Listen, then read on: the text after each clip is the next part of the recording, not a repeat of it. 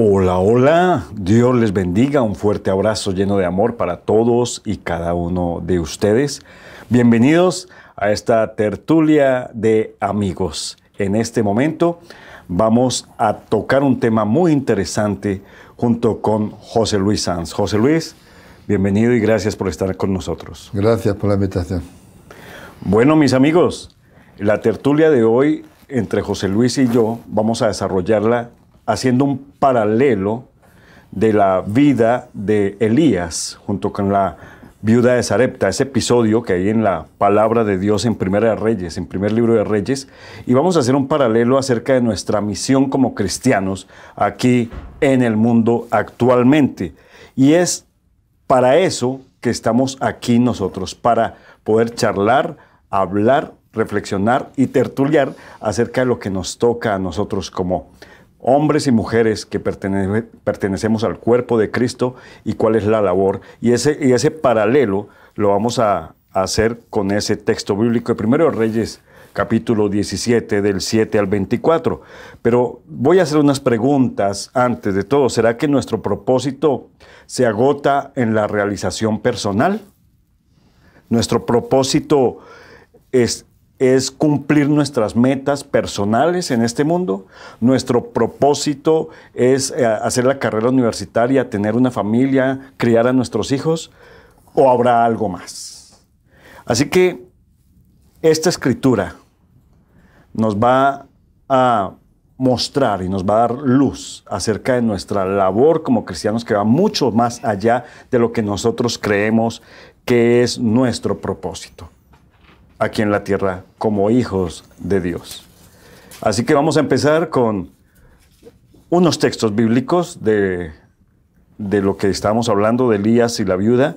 Voy a leer el versículo 7 al 9. Dice: pasados algunos días se secó el arroyo porque no había llovido sobre la tierra. Vino luego a él, a Elías, palabra de Jehová diciendo: levántate, vete a Sarepta de Sidón y mora allí. He aquí yo he dado orden allí a una mujer viuda para que te sustente. ¿Qué paralelismo podemos encontrar ahí? Bueno, hay muchos.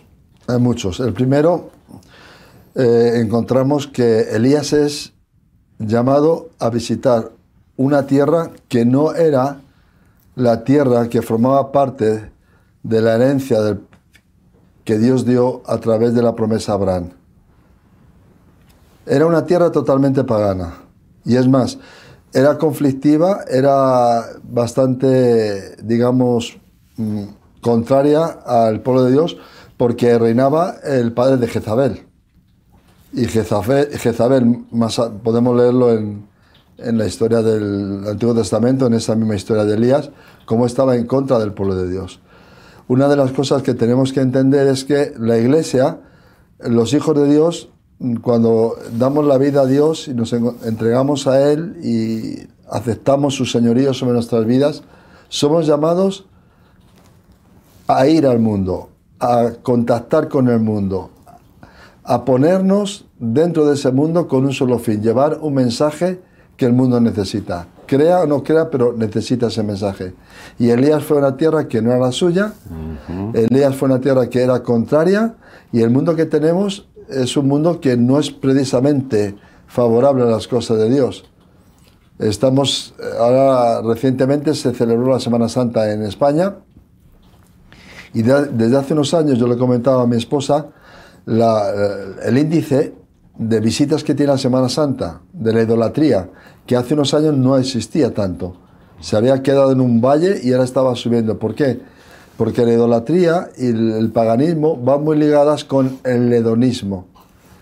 El hedonismo es el propio placer. Tú has empezado el programa hablando de cuál es el propósito de un cristiano: hacer su vida o servir a los demás. Si me permites, yo lo extendería al mundo. ¿Cuál es el propósito del hombre en la tierra? ¿Atesorar? ¿Para qué? Porque nada hemos traído a este mundo, nada vamos a llevarnos. ¿Ganar cosas? ¿Para qué? No. La Biblia habla de que cuando Dios creó el mundo dejó al hombre como administrador de toda la creación. Y esa creación contenía todo lo que tenemos nosotros hoy. Tiene diamantes, tiene oro, tiene petróleo, tiene plantas medicinales, tiene un montón de cosas que están enriqueciendo a unos pocos y empobreciendo a muchísimos cada vez más.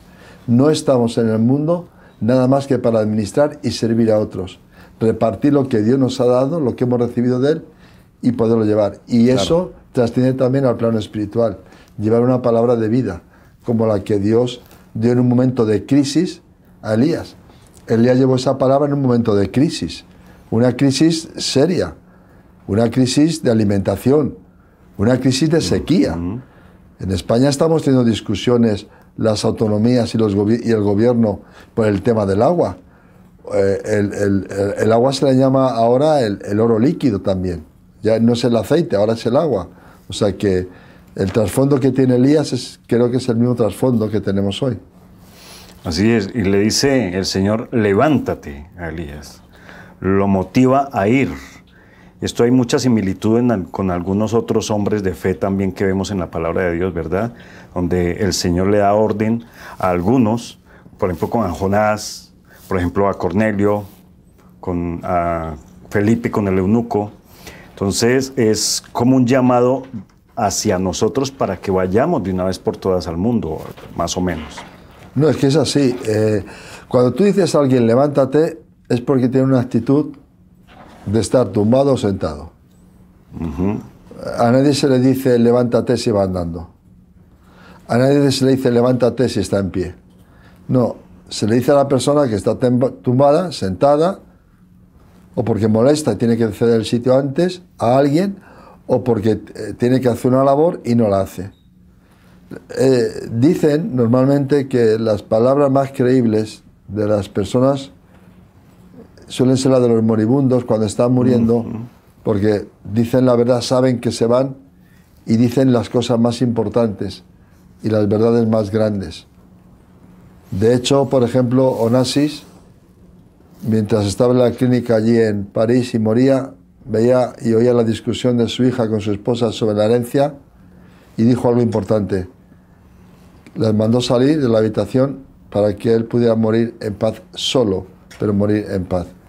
Las últimas palabras de Jesús tienen un paralelo, una similitud con las que Dios dio a Elías. Jesús dijo después de morir y después de resucitar, por tanto, id y predicad el Evangelio a toda criatura. Primero Jerusalén, Judea, Samaria, lo último de la tierra. ¿A quién se lo dijo? A todos los que habían creído en él. ¿Será que el Señor nos está diciendo hoy a nosotros, levántate? Pero nos está diciendo hace tiempo. Lo que pasa es que somos muy vagos. La Iglesia se ha dejado mezclar con el materialismo y hemos hecho amistades con Jezabel, hemos hecho amistades con el paganismo y hemos hecho amistades con muchas cosas que nos restan fuerza y energía. Un atleta, la Biblia habla también de los ejemplos del olimpismo, de las carreras, de todo esto. Y dice la Biblia que un atleta corre para ser coronado. Yo no he visto ningún atleta correr con gabardina, con zapatos de tacón, con sombrero y paraguas. Todos llevan ropa súper deportiva, ropa estudiada, zapatillas especiales. La Iglesia tiene que despojarse de muchas de las cosas que tenemos en nuestros corazones. No hemos sido salvados para amontonar. No hemos sido salvados para formar parte de este sistema. Hemos sido salvados para compartir el Evangelio y los bienes que tenemos. Nos hemos quedado callados, nos hemos quedado postrados, nos hemos quedado acurrucados y no hemos salido a hacer lo que Dios ha mandado. Y la invitación sigue, levántate, ve, ¿verdad? Y nosotros debemos cumplir con ese plan, con ese propósito. Así que Dios le da unas palabras a Elías, o sea, Elías representa a la iglesia y la mujer de Sarepta, la viuda, representará al mundo. Sí. ¿Verdad? Ve donde ella. Bueno, continúo con la otra lectura más adelante del mismo episodio. Dice el versículo 10 al 13. Entonces, él se levantó y se fue a Sarepta, y cuando llegó a la puerta de la ciudad, he aquí una mujer viuda que estaba allí recogiendo leña. Él la llamó y le dijo, te ruego que me traigas un poco de agua en un vaso para que beba. Yendo ella para traérsela, la volvió a llamar y le dijo, te ruego que me traigas también un bocado de pan en tu mano. Y ella respondió, vive Jehová tu Dios que no tengo pan cocido, solamente un puñado de harina de trigo en la tinaja y un poco de aceite en una vasija. Ahorita recogía 2 leños para entrar y prepararlo para mí y para mi hijo, para que lo comamos y nos dejemos morir. Y Elías le dijo, no tengas temor, ve como has dicho, pero hazme a mí primero de ello una pequeña torta cocida debajo de la ceniza y tráemela, y después harás para ti y para tu hijo. ¿Qué podemos ver entonces? Otro paralelismo aquí, José Luis, con respecto a la iglesia y el mundo, Elías y la viuda. Hay varias cosas. Es muy profundo ese texto. Es muy profundo. Anteriormente a eso, Dios le dice a Elías, vete allí porque yo he hablado a una viuda para que te sustente. Así es. Tú mencionas bastantes unos ejemplos que se acercan mucho a esa palabra. La viuda era una persona, no pertenecía al pueblo de Dios. Tenía sus ídolos, tenía sus filosofías, sus formas de vida. Había sufrido en la vida. Era viuda. Viuda en aquellos tiempos era sinónimo de un problema bastante serio, incluso de estar totalmente desamparada en cualquier ámbito de la vida. No solamente eso, sino que ve lo que más puede amar una persona es un hijo, humanamente hablando. Y ella se da cuenta que en medio de la crisis que tiene encima no hay futuro. No tiene futuro ella, no tiene futuro su hijo. Si ella tuviera tenido futuro, el futuro se lo había pasado al hijo, porque aman más. El mundo está pidiendo algo, porque ella recibió esa palabra de Dios. Tienes que sustentar a un profeta que va a venir. Hay mucha gente hoy en nuestro mundo que está sufriendo y se está preguntando cómo, dónde, de qué manera yo puedo encontrar a Dios, porque no aceptan el momento en que viven. No aceptan en ninguna manera la situación social de crisis que hay. Piensan que hay algo más. Así es. Creen que hay algo más. Entonces, de alguna forma les llega la palabra de Dios. Porque yo no sé cómo, pero la viuda, perdón.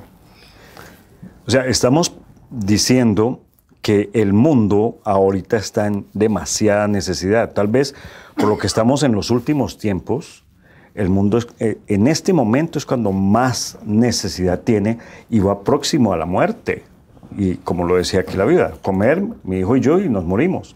Entonces, lo poquito que tiene el mundo ahora no es suficiente para que tenga la vida, y la vida la traemos nosotros, la llevamos nosotros por medio de la predicación del Evangelio. Más o menos es eso lo que estamos hablando. Sí, lo que pasa es que la viuda, en medio de su problema, tenía una fe pasiva, que es la fe que tiene el mundo. Ella aceptó lo que Dios le dio. De alguna forma, al recibir esa palabra, ella aceptó en el corazón el que tenía que compartir lo que tenía con alguien que le iba a visitar y que le iba a traer un mensaje del Evangelio, de Dios, perdón. Pero sin embargo, hay otra fe, que es la fe activa, en la que Dios le exige al profeta. Al profeta no le dice, van a venir a visitarte. Al profeta le dice, levántate y visita. Jesús dijo, id por el mundo. No que el mundo venga a la iglesia, sino nosotros tenemos que ir al mundo. Y el cumplimiento de Dios para nuestras vidas se realiza totalmente cuando nuestra fe activa va hacia las personas que no tienen esperanza, que tienen una idea, que son religiosos, pero que están esperando algo. Tú has mencionado antes 3 personas. Un romano, buscando a Dios. ¿Cuántos dioses no tenía Roma? Los que querían, para todo. Pero él sabía que había algo más que él no encontraba. Y Dios se le aparece y Dios le habla. Dios habla a la gente inconversa. La iglesia tenemos que tener puntos de humildad sabiendo que Dios quiere que todos se salven, que nadie se pierda. Y Dios envía su mensaje también a los inconversos para guiarlos, para que abran sus corazones. Y aquel Cornelio mandó llamar a Pedro. Recibió la palabra de Dios y aquella fe pasiva de sus dioses hizo que Pedro se levantase, entrase en casa de Cornelio y ahí se abre el evangelio a los gentiles. Que aquello también conmocionó a la iglesia primitiva en uno de los concilios. Entonces, lo que podemos aprender aquí es que la gente que no tiene la esperanza de la vida eterna y que está esperando un mensaje de salvación, es capaz de dar a veces lo que los mismos cristianos no damos. Imagínate. Dar y compartir lo poquito que tiene. Y era poco. Porque cuando uno prepara una barbacoa en casa o una comida, preparas la barbacoa, el carbón, en relación a toda la comida que tú vas a hacer. Ahí dice la Biblia que 2 o 3 palos de leña le valían a esta mujer. Tenía muy poco. Pero aquello poco que tenía, obedeció a Dios y recibió. Al profeta recibió la palabra de Dios. La iglesia tenemos que despojarnos de esta mentalidad que tenemos, por un lado de superioridad. Pensamos que como tenemos el Evangelio de Salvación, nosotros vivimos bien. No, nosotros no vivimos bien, nadie puede vivir bien. Es más, en el cielo, antes de que todo fuera fundado, dice la Biblia, que antes de que el mundo fuera fundado, Dios ya puso un plan de salvación adelante. En el cielo, si me permiten si se me permite el símil, hubo una emergencia, una palabra de crisis. Dios vio al hombre perdido y se puso en acción. Dios es un Dios de acción. La iglesia tiene que ser una iglesia de acción. Nosotros los cristianos no podemos refugiarnos en el trabajo, en los estudios, en esto, para no hacer las cosas de Dios. Hay que trabajar, sí. Hay que estudiar también. Hay que hacer las responsabilidades matrimoniales, de padres, de hijos también. Claro. Pero hay tiempo para todo. Lo que no podemos es poner disculpas. Es tiempo de ir al mundo. Y hay gente. Jesús dijo, no somos salvadores, somos sembradores. El sembrador salió a sembrar. Nosotros tenemos que sembrar con ánimo y con fe, contentos de poder hacer la voluntad de Dios. Esta fue el encuentro de la fe activa de un profeta con la fe pasiva de esperar a ver qué ocurría. El mundo está esperando. No saben por dónde tirar. Ya se han agotado todos los caminos. Yo pertenezco a una generación, la de los 60, que cuando estábamos por las calles protestando y haciendo nuestras locuras, dijimos, vamos a cambiar el mundo y todo va a ser mejor. Nos hemos hecho mayores y toda esa filosofía, esa utopía, está hecha 1000 pedazos, no hay nada. Y el mundo sigue gimiendo. Nuestra labor es ir. ¿Por qué? Porque hay pena de muerte. Porque aunque la vida no lo sabía, al recibir y compartir el pan, el aceite y la harina, estaba trayendo vida a su propio hogar sin saberlo. Porque no sabía lo que iba a ocurrir más adelante. Cuando nosotros llevamos el Evangelio, vamos a afectar no solamente a la persona que cree en ese momento, vamos a afectar a familias, a generaciones. Porque más adelante se ve cómo aquella obediencia de Elías y aquella fe pasiva, pero que aceptó la voluntad de Dios de aquella viuda, trajo bendición y protección a su casa en una crisis aún mayor. El mundo, cuando hablamos del mundo, hablamos de las muchas personas que no conocen el Evangelio de Jesucristo o que no han aceptado el Evangelio de Jesucristo y están con una fe pasiva. Hay muchos dioses, y no hablemos de los dioses romanos ni griegos, hoy por hoy. Pero hay muchos dioses modernos. El dinero, el trabajo, el coche, la fama, la fortuna, las faldas. Todos esos son dioses que hemos impuesto. Hemos endiosado a nuestros hijos, hemos endiosado a nuestra pareja y esos dioses no han funcionado. Esos dioses no han satisfecho nuestro vacío interior, nuestro vacío espiritual, nuestro vacío del corazón. Esos dioses no han podido cubrir ese vacío porque ese vacío tiene el tamaño de Dios. El mundo no lo sabe, el mundo no lo ha aceptado. Se ha predicado del Evangelio, pero tal vez nosotros hemos caído también, me atrevo a decirlo, en esa pasividad de esperar que de alguna manera esas personas lleguen al Señor, siendo que cada uno de nosotros es responsable de llevar el Evangelio. Y el llamado nuevamente, y reiteramos en ese llamado, es levántate y ve. Y aquí Elías se levantó y fue, y pudo encontrar la necesidad. Aquí no vemos una necesidad física, pero si nos vamos más allá, es una necesidad espiritual. Hoy hay una necesidad espiritual, una necesidad del alma de las personas que no saben si se mueren hoy, ¿a dónde va a ir su alma? No tienen certeza. Vamos y preguntamos afuera, ¿a dónde va tu alma si mueres hoy? Unos dicen, yo soy muy bueno, se va para el cielo. Otros dicen, no sé. Otros dicen, para ningún lado. No saben, no tienen certeza para dónde va su alma. Y este paralelismo que tú estás haciendo entre Elías y la viuda es exactamente lo mismo. Satisfacer esa necesidad aquí física, espiritual, pero nosotros estamos llamados a eso y es tan necesario y tan pertinente que la iglesia, el mundo, no tiene hoy sino un puñado de harina y un poquito de aceite. Entonces, toca poner nuestra fe en acción, indudablemente. O sea, es la invitación que tú nos estás haciendo a todos y cada uno de nosotros que conocemos el Evangelio de Jesucristo y no estar apacentándonos entre nosotros y viendo cómo el mundo se va a muerte, como tú lo decías, a esa condenación, porque la paga del pecado es muerte. El Señor Jesucristo lo hizo, vino a nosotros, Él vino a nosotros y nos dejó esa misión. Voy a continuar con la historia. Versículos 14 al 16.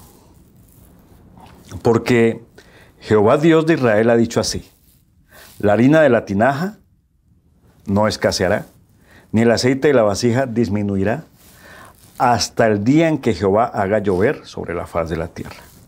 Entonces ella fue e hizo como le dijo Elías. Y comió él, ella y su casa muchos días. Y la harina de la tinaja no escaseó, ni el aceite de la vasija menguó, conforme a la palabra que Jehová había dicho por Elías. Ese periodo de tiempo de días, estás hablando de 2 a 3 años. Ok. O sea, no fueron 15 días, una semana, no. Estamos hablando de un periodo de 2 a 3 años. Estamos hablando de un periodo largo. Estábamos hablando de una crisis no solamente física, de alimentación. Estábamos hablando de una crisis de muerte. Ayer yo escuchaba de madrugada hablando del rey emérito y hablaban de cosas con seriedad. Eran gente muy seria. Lo que hablaban era seria, fundamento. O sea, no estoy contando aquí algo de un programa rosa, porque yo ni los veo. Estoy hablando de historiadores y gente próxima. El tema que el rey de España, el padre del rey emérito, el padre del rey actual, el único tema que él no quería nunca oír en su entorno era hablar de la muerte. Hemos tenido un rey con miedo a la muerte. En un momento dado, un grupo de pastores evangélicos hace años, cuando la democracia entró en España, después de la muerte de Franco en los años 70, hubo una invitación de la Casa Real a ser recibidos un consejo de pastores. Llevaron una Biblia. Las palabras de la reina Sofía fueron: este es el mejor regalo que ustedes han podido hacer a nuestra casa. Mira qué bueno. El trasfondo de la reina Sofía es un trasfondo de fe, de creencia, Viene de la iglesia ortodoxa y de la iglesia cristiana. Okay.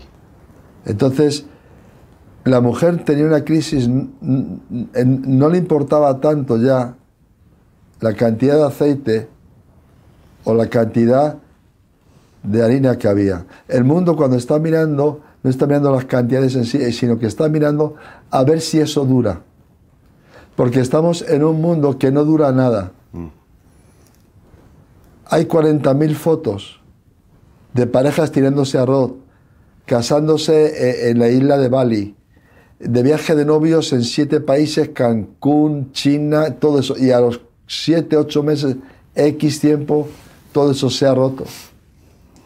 Hay una juventud que está sufriendo mucho porque no le ha durado la familia. Y a veces tienen que comer con el novio, la querida o la nueva mujer de su padre, que a la vez tiene otros 2 o 3 hijos de 2 matrimonios que no se relacionan. Estamos en un mundo sufriente porque hay muchas personas mayores que no son aceptadas en sus hogares. Y las parejas jóvenes hoy no quieren mantener a sus padres o a su madre en sus hogares, les estorban. Las parejas jóvenes se quejan de soledad y se compran mascotas, pero no tienen hijos.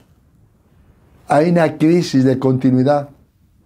Y la vida tenía esta crisis. ¿Qué va a pasar si esto se acaba como se acaban las cosas del mundo? Pues lo que va a pasar es que vamos a tener la muerte a la puerta. Porque nos morimos por no comer. Así de sencillo. No hay más. Entonces tenemos que entender que Dios nos ha llamado a llevar de una forma milagrosa provisión espiritual con fe, sabiendo que el evangelio que tenemos es un evangelio de poder. La iglesia tenemos que despertar en el nombre de Jesús. Ya está bien de tanto culto, ya está bien de tanto concierto, ya está bien de que los músicos ocupen casi todo el tiempo del culto y no se dé lugar a la palabra de Dios. Tenemos que liberar el poder del Espíritu Santo en las iglesias. Se habla o no se habla en lengua, me da lo mismo. Hay que liberar el poder del evangelio. Tenemos que nosotros, entre el altar y la entrada, llorar delante de Dios. Porque muchos en el ministerio, y me pongo yo el primero, tenemos cosas que quitar de nuestra vida. Cosas que escondemos, cosas que tenemos que venir al altar y llorar por ellas. Tenemos que desarrollar una fe que traiga paz y seguridad al mundo. Cuando los discípulos tenían miedo, Jesús les salió y les dijo: ¿por qué tenéis miedo? Mi paz os dejo, mi paz os doy. Y añadió algo, no como el mundo la da. El mundo da una paz relativa, no dura nunca, nunca dura. La generación de la Primera Guerra Mundial, cuando llegaba a sus casas, celebraron la paz y muchos dijeron aquella famosa frase: ya no conoceremos la guerra. Ellos mismos tuvieron que volver a pelear la Segunda Guerra Mundial y algunos de sus hijos. No hay durabilidad en el mundo. Te has hablado de idolatría. ¿Qué es un ídolo? Un ídolo es todo aquello que ocupa el lugar de Dios. Y hay muchos hogares cristianos que el trabajo es el ídolo.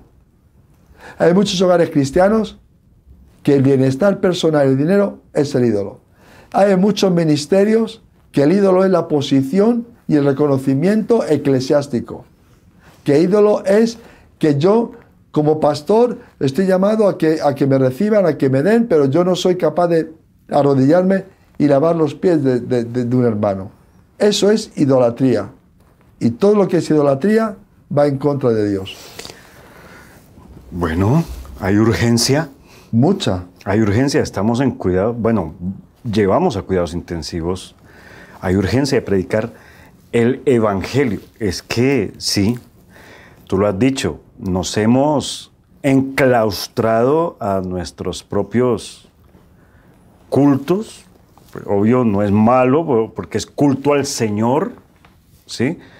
Pero hemos obviado la parte que Él nos dejó. Vayan y prediquen y hagan discípulos.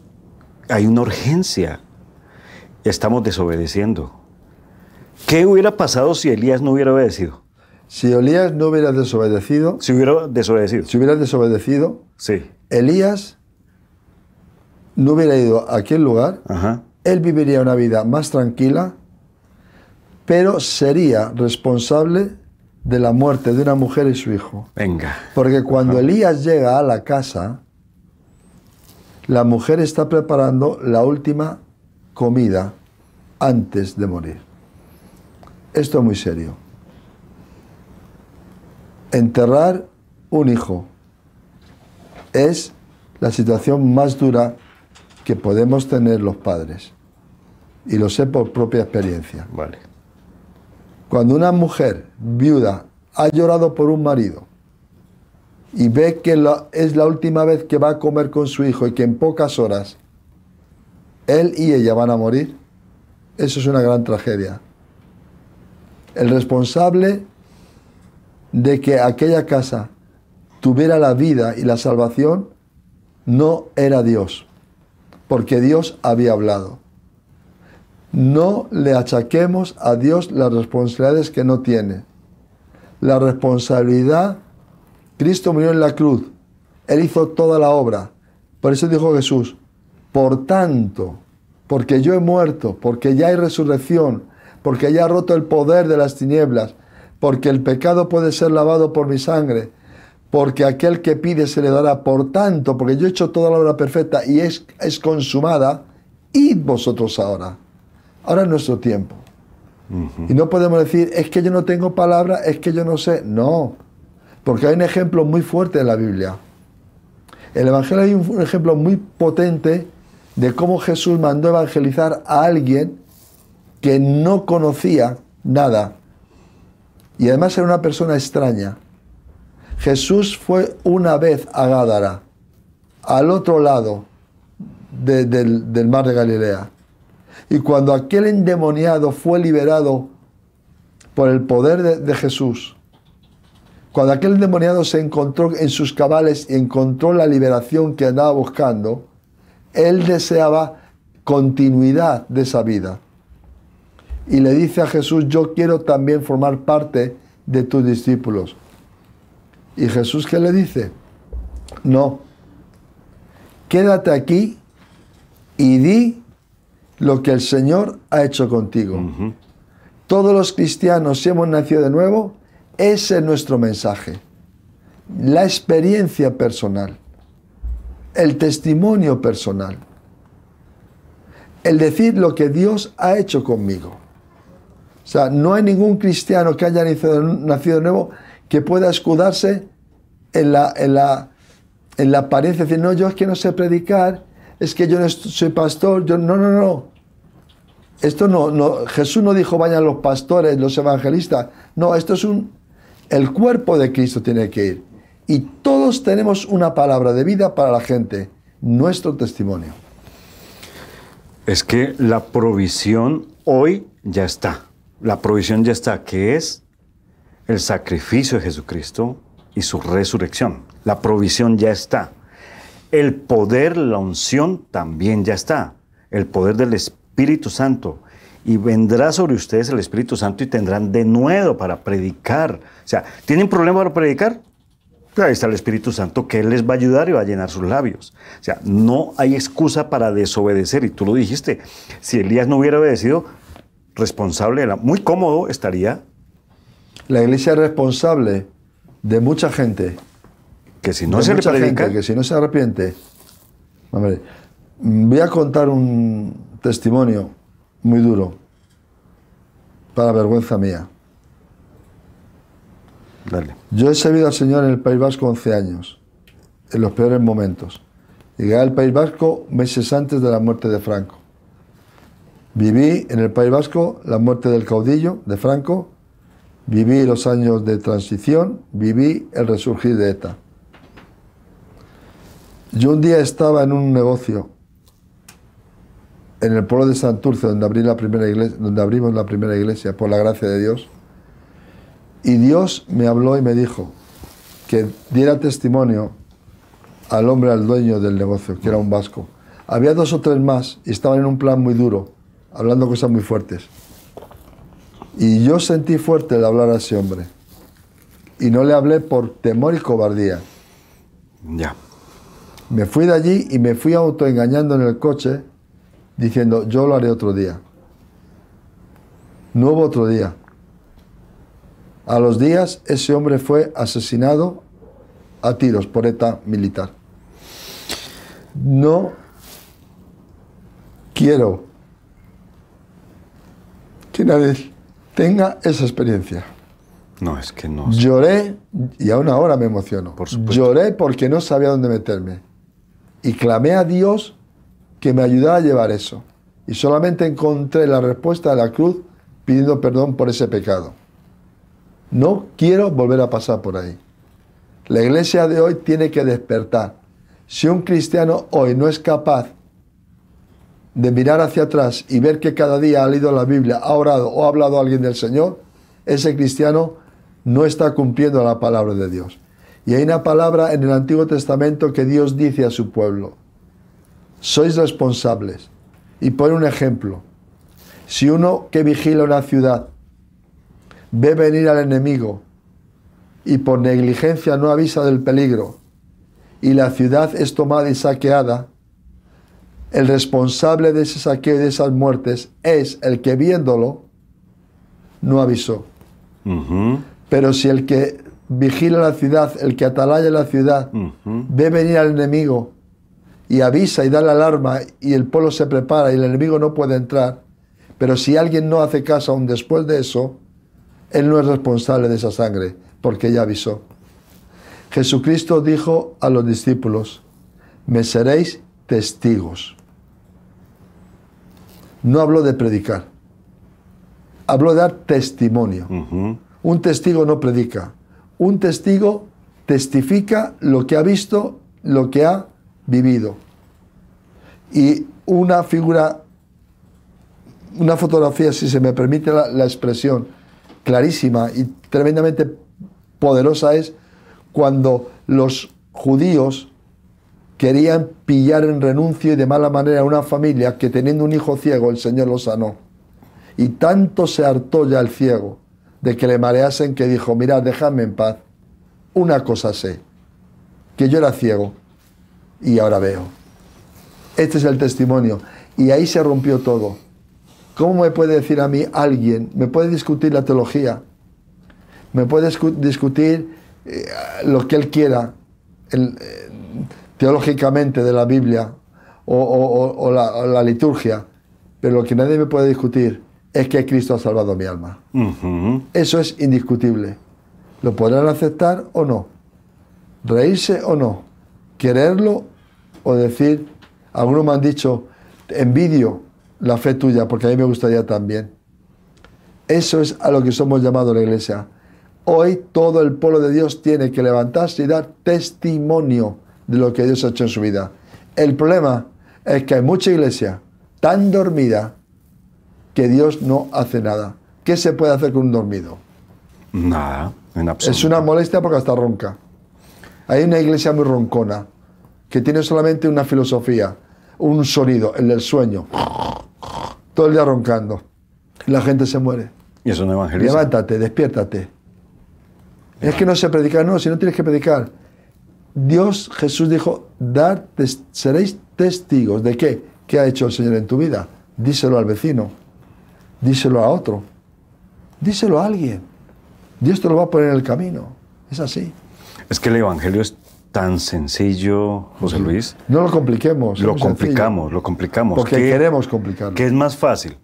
¿Hablar sobre la salvación por testimonio o mirar cuántos ángeles caben en la cabeza de un alfiler? ¿Sí? Y hay algunos que se enfrascan en esa clase de discusiones y no hablan de su testimonio ni evangelizan a los que se están muriendo. Y tú lo has dicho, somos atalayas, somos vigilantes, pero a veces los vigilantes, los atalayas se duermen. Aquí está la Ezequiel 33, dice: a ti pues, hijo de hombre, te he puesto por atalaya, y oirás la palabra de mi boca, los amonestarás de mi parte, cuando yo le diga al impío: impío, vas a morir. Y si tú no le hablas para que se guarde de su camino, el impío morirá por su pecado. pero su sangre yo la demandaré de tu mano. Y si tú le avisas al impío de su mal camino para que se aparte de él, y él no se aparta, él morirá por su pecado, pero tú libraste tu vida. O sea, no duermas, tienes que hacerlo. Tienes que hacerlo o tienes que hacerlo. Claro, en la parábola que Jesús enseñó el sembrador sale a sembrar, y es una parábola relacionada con la iglesia. Cuando Dios dice quién es el responsable de que la semilla no crezca, nunca, nunca, nunca menciona al sembrador. Porque Él hizo la labor. Él dice las aves, los espinos, las piedras, los afanes del mundo. Pero si el sembrador hace su labor, y la Biblia dice que la iglesia es la que tiene que sembrar, cada hijo de Dios nació de nuevo, entonces esa es nuestra labor. Y no seremos responsables, pero sí seremos parte activa de traer vida a las casas donde hay muerte. Tenemos que levantarnos. Tenemos que levantarnos. Voy a proseguir con la lectura de Elías para que nos sigas dando más vista al respecto, más luz. Después de estas cosas aconteció que cayó enfermo el hijo de la ama de casa. Y la enfermedad fue tan grave que no quedó en el aliento. Y ella le dijo a Elías: ¿qué tengo yo contigo, varón de Dios? ¿Has venido a mí para traer memoria a mis iniquidades y hacer morir a mi hijo? Y él le dijo: Elías, dame acá tu hijo. Entonces él lo tomó en su regazo, lo llevó al aposento donde él estaba y lo puso sobre su cama, y clamando a Jehová, dijo: Jehová, Dios mío, aún la viuda en cuya casa estoy hospedado has afligido, haciéndole morir su hijo. Y se tendió sobre el niño 3 veces y clamó a Jehová y dijo: Jehová, Dios mío, te ruego que hagas volver el alma de este niño a él. Y Jehová oyó la voz de Elías, y el alma del niño volvió a él y revivió. Tomando luego Elías al niño, lo trajo del aposento a la casa y lo dio a su madre, y le dijo Elías, mira, tu hijo vive. Entonces la mujer dijo a Elías: ahora conozco que tú eres varón de Dios y que la palabra de Jehová es verdad. Hay, además de predicar el evangelio, también podemos evidenciarlo con milagros. Y no, es que hay un paso en esa escritura.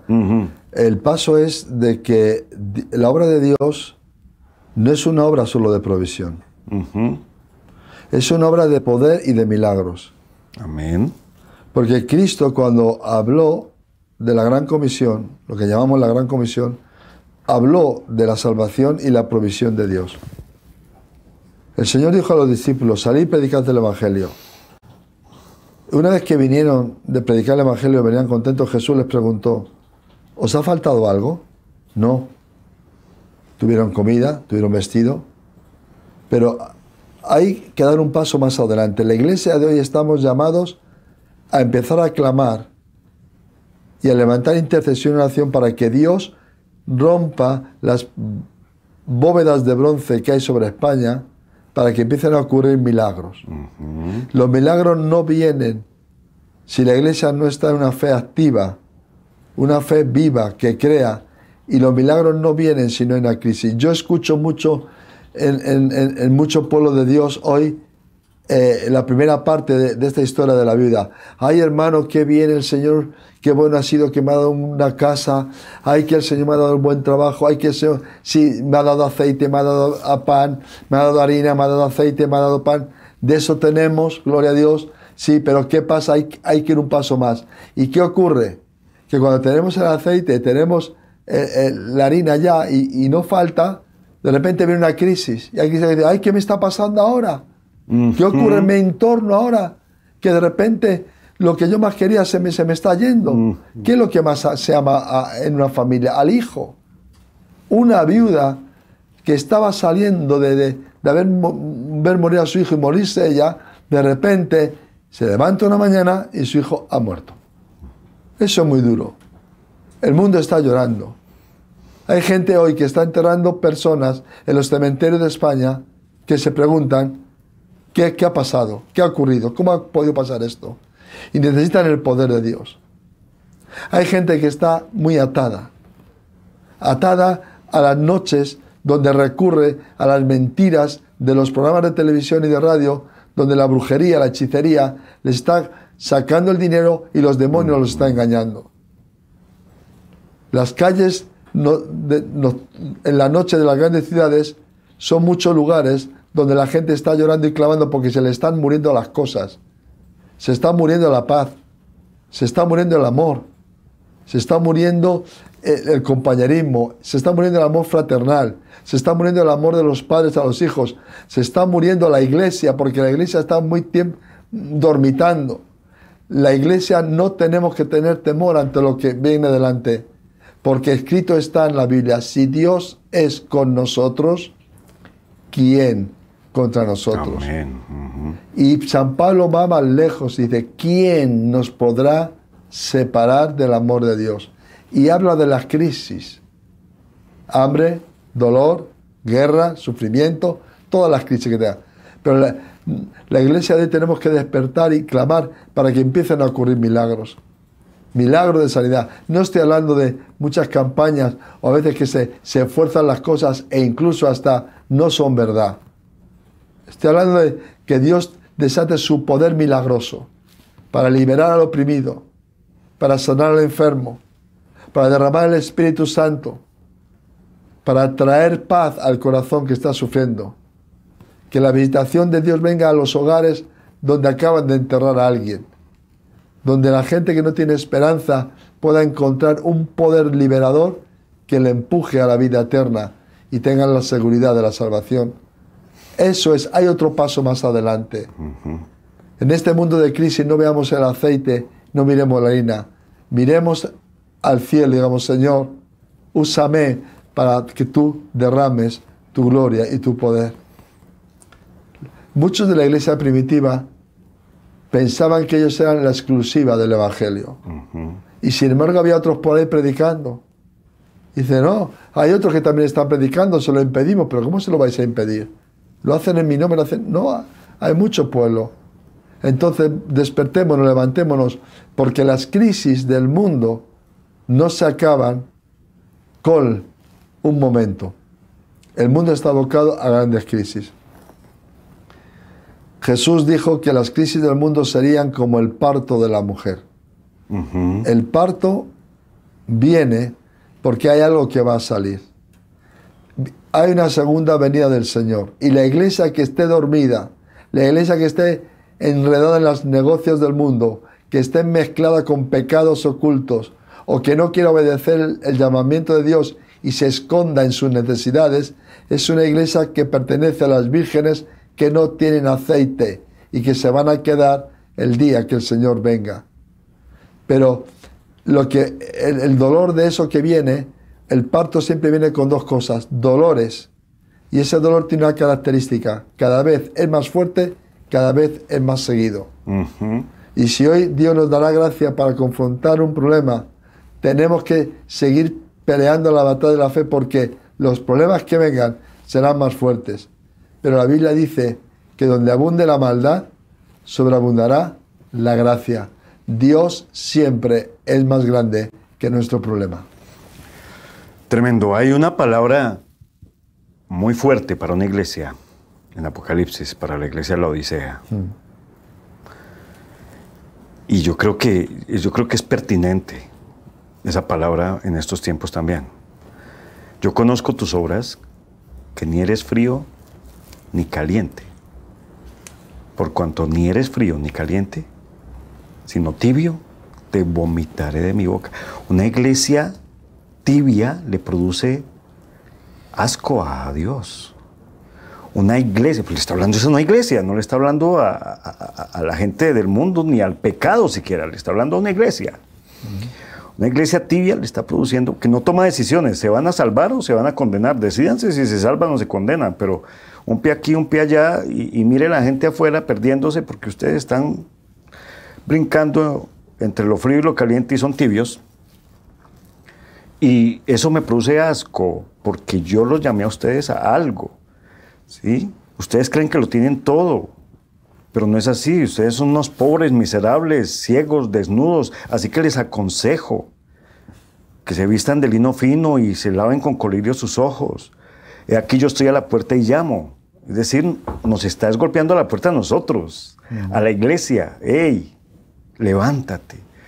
Así que Dios tiene la provisión. Dios ya hizo lo que Él tenía que hacer.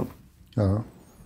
Ahora nos falta a nosotros, a ti, a mí, a los que nos están viendo, a los que nos están escuchando. Nos toca a nosotros levantarnos y hacerlo. Totalmente. Un tibio es una persona que no sabe lo que es. Una cosa tibia, tú la miras y puedes pensar dos polos opuestos. Sí. O esto estuvo caliente y se ha enfriado, o esto estuvo frío y a la mitad del calentarle se ha parado el fuego. No sabes si viene o si va. Se dice de una región española, y no quiero dar nombres, que cuando ves a alguien que pertenece a esa región en una escalera, no sabes si sube o si baja. Los cristianos, mucha iglesia, muchos cristianos hoy, la tibieza, el mundo no sabe qué somos. Si subimos o si bajamos. ¿Qué diferencia hay entre ser agnóstico, católico, cristiano, budista? ¿Qué diferencia hay? No hay ninguna. No estamos la haciendo diferencia la marca el testimonio. No estamos haciendo la diferencia, toca hacerlo. Y el testimonio de Elías fue glorioso. Resolvió el problema. La iglesia somos nosotros. Porque algunos creen que iglesia es el pastor, los diáconos, los que dicen no. Iglesia es cada uno que ha sido salvo. Cada uno somos piedras vivas del templo de Dios. Somos una parte de la iglesia. Y hemos sido llamados todos a resolver las crisis, los problemas y hacer milagros en el nombre de Jesús. Amén. Estamos terminando ya, José Luis. Muy bueno.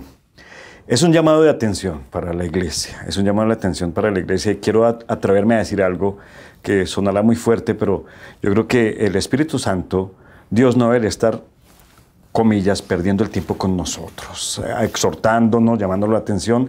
Yo creo que Él tiene algo más para ti y para mí, para José Luis, tiene algo más. Y ese más ya está, ya la provisión está, la llenura del Espíritu está, el don de sanidades está, el don de hacer milagros, prodigios, señales ya está, el predicar el Evangelio ya está. Nos toca a nosotros tomar la decisión. Es cuestión de decisión, ya está hecho todo. No sé si tú quieres cerrar, José Luis, diciéndoles algo a nuestros hermanos en la fe, que nos unamos en todo este tema porque hay urgencia. Bueno, simplemente decirles, hermanos, tenemos que levantarnos y no huyamos con hipocresía a disculpas. La reina Esther se presentó a un concurso de belleza y lo ganó. Y era tan bella, que llegó a ser reina. Y se lo creyó tanto que necesitó al lado a un familiar que le dijera, Esther, eres guapa no para que presumas, sino para que en esta hora intercedas al rey, para que Israel no conozca la muerte. Iglesia, hijo de Dios, no te ha salvado Dios para que cantes gloria, gloria, aleluya, ni te goces una vez a la semana, iglesia. Dios te ha salvado, me ha salvado para que seamos testigos. Y la palabra es esta, tenemos que ir. Y si no vamos, escúchame, después que cerremos los ojos y estén en nuestro funeral, mientras los hermanos de la iglesia nos entierran, Dios nos estará pidiendo cuentas. Que Dios os bendiga. Un abrazo.